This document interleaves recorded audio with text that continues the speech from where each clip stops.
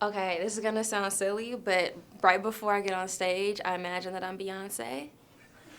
I really do, and it's very serious. And that really puts me in a whole different headspace. I'm like, Beyonce wouldn't care that she didn't get any sleep. Beyonce wouldn't care that she didn't eat breakfast, you know?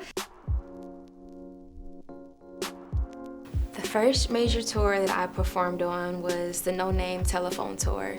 Me and No Name had already had a friendship, so I think it just kind of worked out that way, that she had just put out a project and I had just put out my music and I had featured on her project.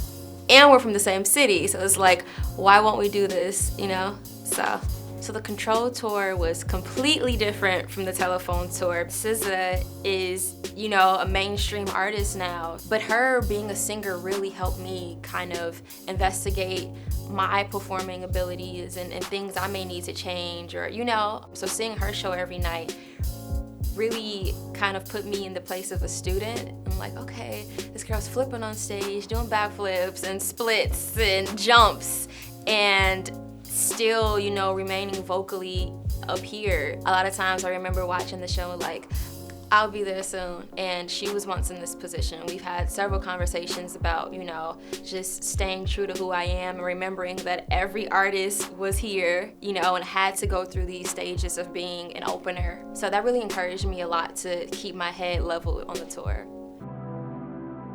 So the process of creating Crush was much different from creating my other projects, mainly because Steve is a producer and a writer and a singer, so it was way more collaborative in that way. You know, I've never co-written in my life, so just being able to share that piece of music with someone else. And I'm super protective over my lyrics and my music, so I've always been like, get away, no, you know? So just being able to trust him and knowing that our taste is very similar kind of put me in a different headspace when approaching music. I think Sticky stood out the most from the songs. It wasn't the best song to me, but I thought that one would be a good song to release because it was the first song that we made together.